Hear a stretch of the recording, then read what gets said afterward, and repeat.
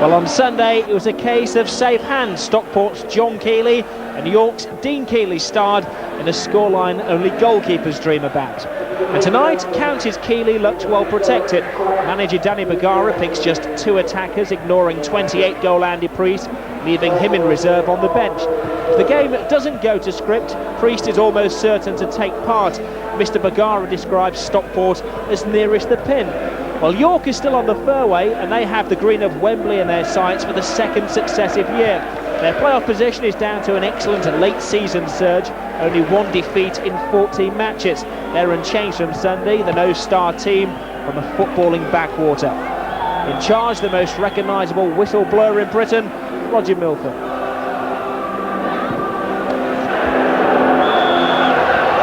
So, here we go again, bemoan the Stockport County fans. Their 4th experience of the playoffs, and still no memorable finale. York City, of course, got up a division last year thanks to the playoffs.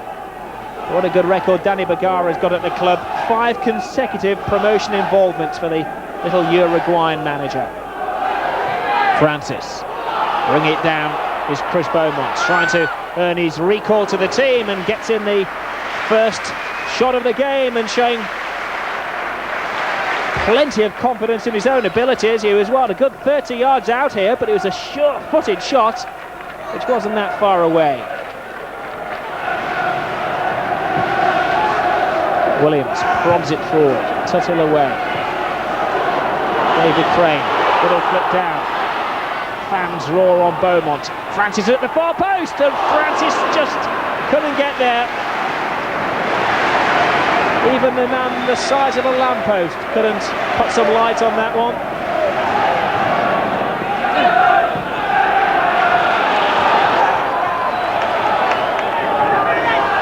York seem to be in a hurry to get their attacks flowing. But maybe there's too much urgency and not enough attention to detail from the Yorkshireman. Now Francis, lovely pass from Francis to Beaumont, who's alone. There's no Francis in the centre because he's pulled a muscle on the halfway line. Shot comes in, blocked by McMillan. Beaumont takes his time. The ball goes out for a corner, but the bad news for Stockport is that their main threat is crumpled in a heap in the centre circle. Kevin Francis, in playing that lovely pass out to Beaumont, appears to have pulled a muscle in the upper leg. This is a real cause for concern for Danny Bergara. He has a ready-made replacement in Andy Priest, but nobody quite is the danger of 6'7" Kevin Francis, the tallest player in the league. To the feet of Gannon this time, who is fouled by Gary Swan. Swan not too graceful, obviously.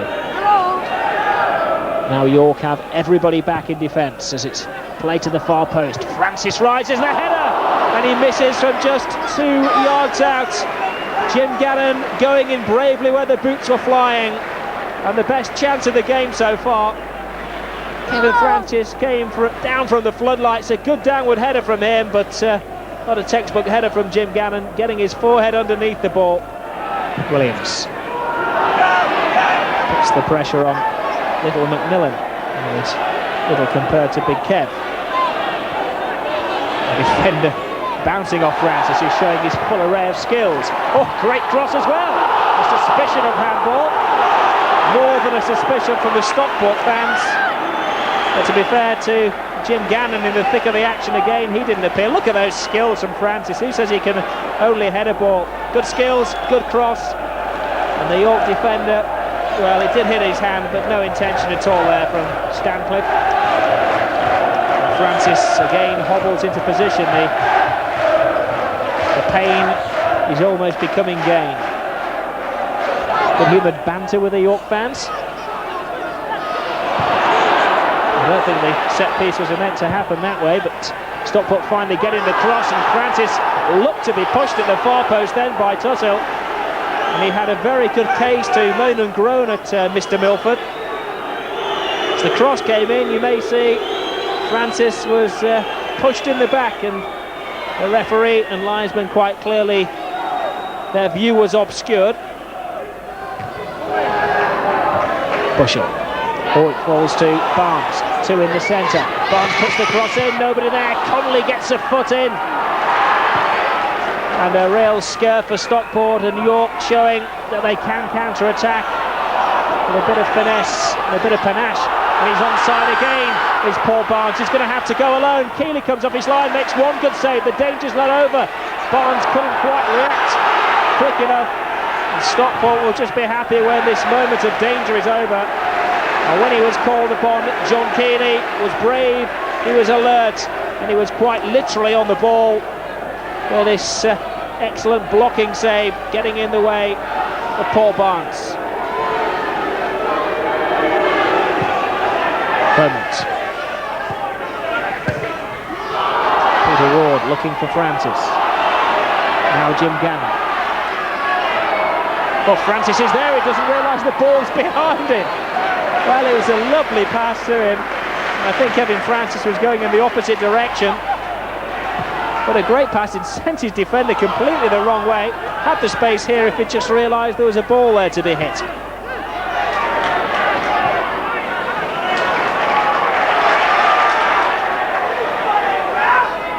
Frame to Flynn. Gannon nods it down, Gannon gets it back. Now Lee Todd, the fans urging him to throw the ball into the boxes. Brain tries a shot, it's the inside of the post. He's got another chance and Hall puts it out. Oh, what a great volley from David Frayne. Good move this from Stockport, varying their attacks, not looking for Francis on this occasion. And a lovely, lovely volley. It was only an inch away from being the perfect volley. McMillan with the throw, not a lot to aim for in there. Williams gets it away, McCarthy's overhead kick. The wind blowing in Stockport's face, they can't get the ball away, and almost an own goal. Well, Mike Flynn will claim that it was a measured clearance. Obviously not a back pass, he didn't want his goalkeeper to pick that one up.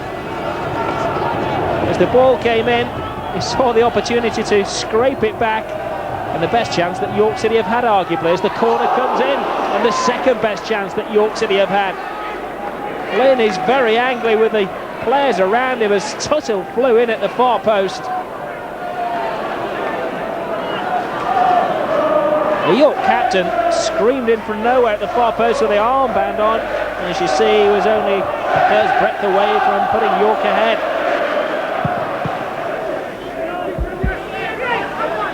Francis brings it down well, shields it well, plays it well to Todd, now to Gannon.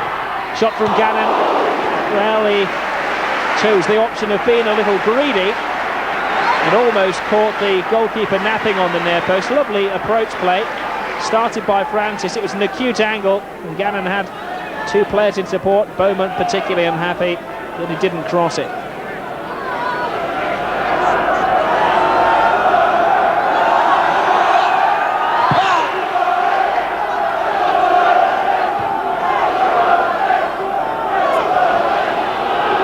Header.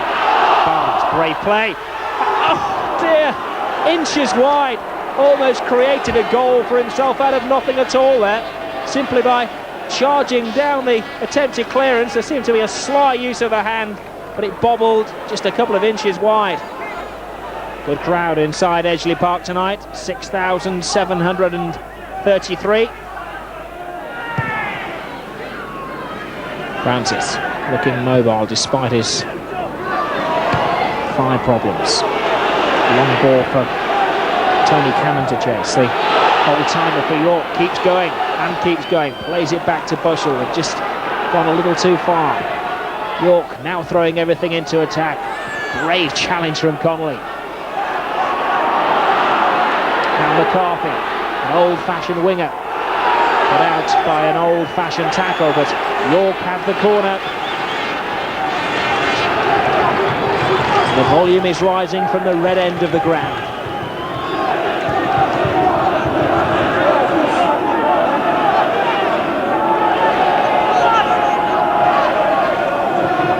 The big men forward for York. Stancliffe with a header and looping just over. There's recovered from a blow to the head from earlier in the game. And York have had the clearer cut chances. John Keeley has been the busier goalkeeper. Francis to Gannon. Todd is broken from the back. Now they're lining up in the centre. A good cross from Todd. Oh, inches away from David Frayne. He's not a particularly tall player, and he rose extremely well. Lee Todd, great run, good overlapping full-back play. Excellent cross, teasing the goalkeeper. Frayne saw it late, and for him, sadly, it was too late.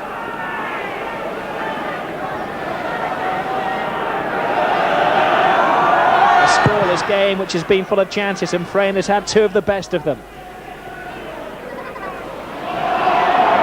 Substitute Pepper involved.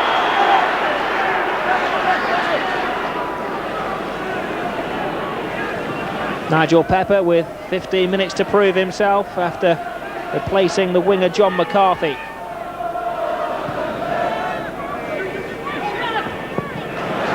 Good flick from Gannon to Todd. Again they line up in the centre, they take a backdoor route. Barnes finally steals the ball from him. Up it goes. Todd loses it in the air to Cannon.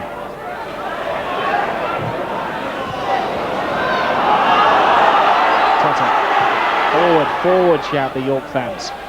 Blackstone deceives the defender. He's there alone. He's going to have to wait for support. He does well though. Takes on another defender. Cross to the far post. Oh, great save from Keeley. That could be a match-winning save from John Keeley. Paul Barnes realises the extent and the brilliance of Keeley's save there. And York City almost stole it. Keeley had to cover the whole length of his goal and got there just as it was sneaking inside the far post. Danny Bergara looking a little concerned and must be pondering whether to take off Kevin Francis and throw on the fresher legs of Andy Priest. Francis forward for Beaumont. Oh, he's got it again! Can he finish it? Yes, he can! Chris Beaumont puts a heavy deposit down on a ticket to Wembley.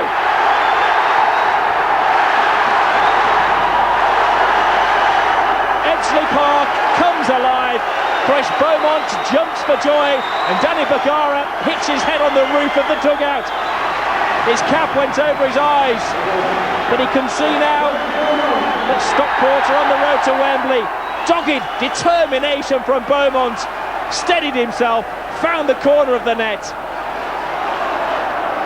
And you must say, it's just what Stockport have deserved. Lovely finish, a cool head in very trying circumstances.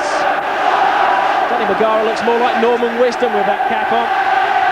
But no laughing matter, it's serious stuff.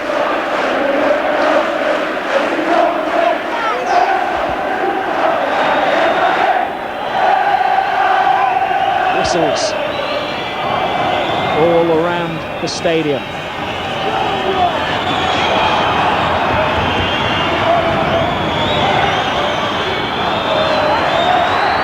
Roger Milford grabs the ball off the Stockport player. The final whistle's gone. Danny Bergara joins in the pitch celebrations. Chris Beaumont there with a number 10 on his back is the night's hero. His only league goal came 6 months ago, and what a time to break his very quiet scoring spell. Chris Beaumont, Stockport County, and their masses of fans are on their way to Wembley. Stockport County 1, York City 0. It's Wembley Stadium again for the Hatters. Oh, well, it's fourth time, this time definitely. The atmosphere's there, and the lads, there's no way we're going to let this one slip, I tell you. I was going to say, you've got the experience of it before, haven't you? Well, yeah, we've been there, but that counts for nothing on the day like it. We'll just go out and do what we did tonight, and we'll be there, we'll win it. Can you lay this Wembley ghost at last? I mean, you know the way down the tunnel already, don't you? Well, I told the lads before the game that whichever way it goes, we are going to make history.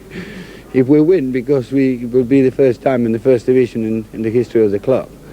And secondly, if we lose, it's not many teams that got to Wembley and lose 4 times in a trot, is it?